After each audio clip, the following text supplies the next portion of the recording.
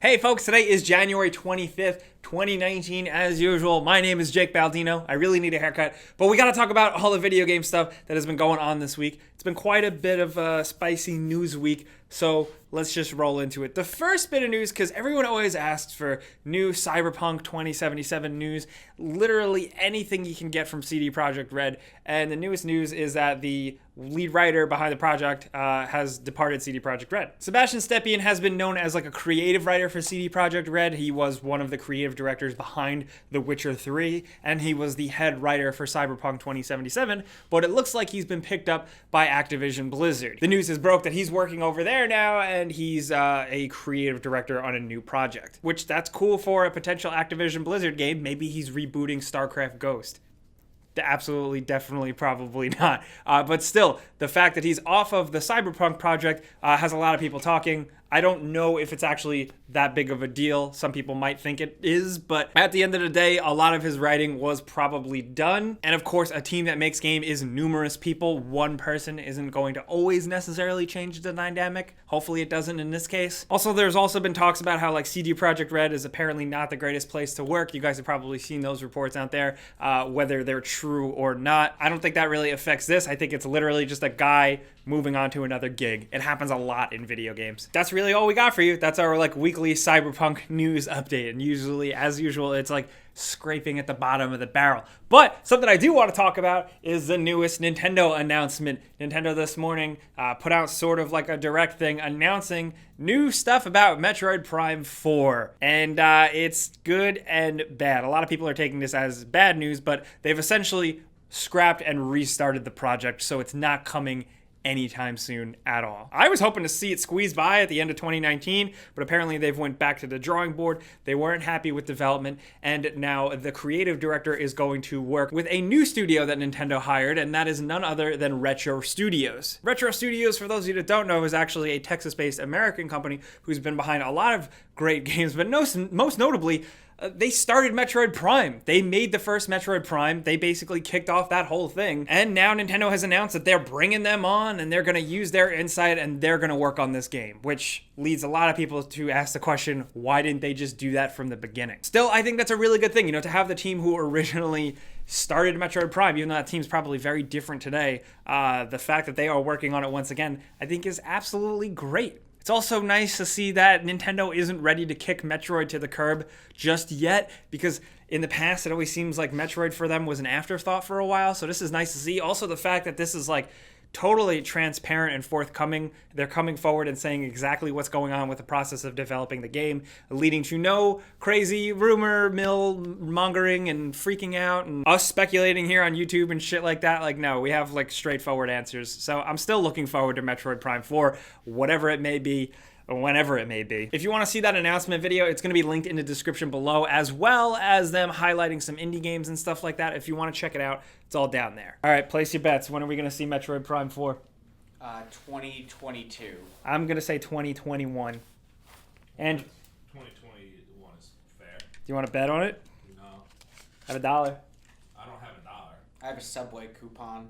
Yo. I don't want that. Speaking of rumors and shit, I feel like it wouldn't be a week where we talk about rumored next-gen consoles and stuff like that. The newest stuff hitting the street is some talk about next-generation Xbox specs. This is apparently from a verified user on Resetera, which, again, that means take this all with a grain of salt, but it is fun to speculate. The new Xbox console is going to be codenamed Anubis, and the newest leaked specs are custom 8-core, 16-thread Zen 2 CPU, a custom GPU at over 12 teraflops, 16 gigabytes of GDDR6 RAM. Apparently, it's also going to have 1 terabyte of like M2 style memory. This is all from a Reddit post that has been circulating around and kind of generating rumors, but the Resetera user has confirmed a lot of this. He said the system on chip codename is Anubis. He said the storage is correct. There's some stuff with the CPU and GPU that is off, but he also goes on to confirm the rumors that this thing is going to be able to be capable of ray tracing, a new current technology that, as recently you've probably known, has been touted by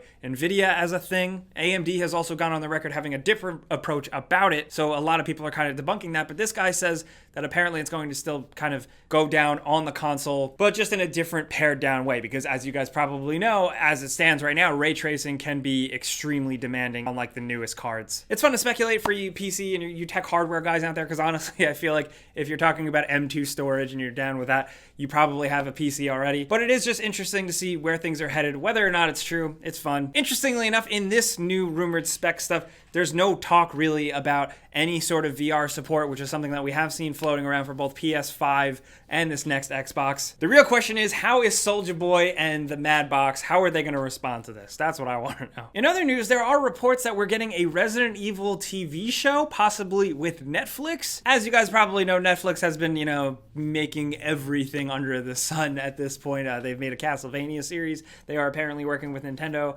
on a Zelda series, and not even just video games. They've been making all kinds of crazy things. So I don't take this too far out of the realm of possibility, but the rumor and the hearsay circulating around this, unconfirmed stuff, leads me to stop and wait for a second, because while it does sound like a great marriage, the apparent production company behind it is the German studio responsible for the CGI Resident Evil movies that, kind of take place around the lore. I'm not dunking on those. I think those are okay. I think some of them have some value, but that's not really what I would want from this project. And I also think that just people who read the headline, this is not totally what they're expecting. Still, it is just a production company, and if they are fully involved, it doesn't necessarily mean it's going to be, a computer animated thing. There's a lot of chips in the air right now between this. They're also working on rebooting the Resident Evil movie franchise to make it actually something a little bit more true to real Resident Evil form. And the fact that... What? You mean good? Yeah, I mean good. I will say the first time you see a zombie in the first one. The first one had its moments. Yeah, the first one definitely did. I also like the meat cube. The laser hallway. The meat cube. Yeah. Really, it's just a good time for Resident Evil. I am predicting that Resident Evil 2 is going to kick ass in the sales department. Spoilers, I really, really like the game. But move on to some other news about Resident Evil 2. Announced this week is some updated content plans for Resident Evil 2 after launch. So apparently added to the game, we're going to be able to download classic skins in the old polygon textures for the original Claire and Leon. I think that's really cool. The idea behind Resident Evil 2 and most old Resident Evil games is to replay it over and over again and to play with different skins, I think is awesome and a great incentive. Not only that, they've also announced a new mode that has been kind of rumbling for a while. They did say that they had a secret mode if you've been paying attention to the development, and this is going alongside the Fourth Survivor and Tofu mode. This is going to be called the Ghost Survivors. This is apparently going to be free DLC. It's apparently going to have some random generation and survival aspects, but it's going to be 3 different episodes that each focus on different Resident Evil characters, just surrounding the Resident Evil 2 lore. And I am really excited for the potentials there, because just the main campaign of Resident Evil 2 did a good job of shining a little bit more of a spotlight on smaller characters from the old game. So this extra new mode with new characters to play as could just do that even further. I'm all in. And the fact that they're putting it out free, I think is something to applaud. Also, I don't know if you guys have seen this, if you're on Twitter or Instagram or anything, but a lot of images and videos have been circulating around about Dreams. Dreams, for those of you that don't know, is the game that has been in development for a really long time, the PlayStation 4 exclusive game that kind of confused people, but essentially it's a Media Molecule game, the guys behind stuff like Tearaway and Little Big Planet. This is more of a creation engine type of game where you get to make your own games and things. They've showed it at a lot of E3s, it's still kind of been a little quiet and under the radar, but apparently it's been in a beta or something. People have been able to play it. They, of course, have been signed to NDAs, meaning they can't publicly react about what they've been playing yet or share what they've been showing, but leaks have gotten out. People have been putting out what they've been creating, and it's surprisingly freaking incredible. Now, I don't know how much we can actually show. We don't want to get copyright nailed or anything like that, but essentially, holy shit, people have been able to recreate a whole section of Dead Space, the hallway from PT, and it does not look like it's made in some weird janky creation game. It almost straight up looks like the games themselves. And now all of a sudden, to be honest, Dreams wasn't really my thing. I didn't really care. But seeing how powerful this possible creation can be, Wow, I'm not creative, I can't make anything good, but I am so excited to see where this goes. Next, let's get into some cool stuff that you guys should check out, linked in the description below, just some catch-up stuff. The first thing that caught our eye was a video from GameSpot. It's essentially a breakdown of Far Cry New Dawn and a lot of the stuff that they're adding, a lot of RPG elements, and just a lot of tweaks to the formula that I was really surprised to see as someone who initially wasn't interested in the game at all. This video perked my ears up a little bit, so if you're curious, check that out. We also have new video breakdowns of Days Gone, believe it or not. The game's shaping up to look pretty cool. They've detailed the world and how the motorcycle works. I'm into it. And in case you did miss it, I also linked our Before You Buy. I put up a video for Resident Evil 2. We also worked on a quick tips video for more like beginner players if you've never really played a Resident Evil. That's down there. But speaking of Resident Evil, I linked an article that is essentially, it's an excerpt of a book that somebody's writing. And it's a breakdown, a detailing of the development of the original Resident Evil 2, the classic Resident Evil 2. Details the shifts and changes from Shinji Mikami to Hideki Kamiya and just all the design philosophies therein and just where it all goes. And it's an excellent read. I always try and give you guys a little homework to read up on since we talk about games so much. So consider checking that out. All the stuff that we talk about, like I always say, is linked in the description below. The next story is something a little unexpected. Overkill's The Walking Dead, made by Starbreeze, and of course, Overkill, like in the name. They are apparently having some trouble. Now, I played and reviewed Overkill's The Walking Dead, and I thought it was okay. I thought it had some potential, but just wasn't as great as it could have been. It wasn't going to be the Left 4 Dead that people were hailing it to be. It has been plagued by issues, and according to Overkill, the PlayStation 4 and Xbox versions, which were expected to come out after being slightly delayed, have now been delayed indefinitely. They said they have a lot of retooling and reworking to do, and they don't know when it's dropping. So if somebody was looking forward to that out there, I am sorry. Doesn't look good. Not to mention the fact that Starbreeze itself has been having some issues financially and in courts. It's a big bummer, but in terms of like multiplayer, zombie, Left 4 Dead types of games, lately I've been seeing more and more footage for that World War Z game, and it actually looks kind of good. We'll see though. We'll get our hands on that when that drops. That's a whole nother story. This next story I want to talk about, we got to talk about Farming Simulator for a second. Holy shit. There is now an esports league, an official esports league for Farming Simulator. Now, stop for a second. You might be like, Jake, this is just a meme or this is bullshit.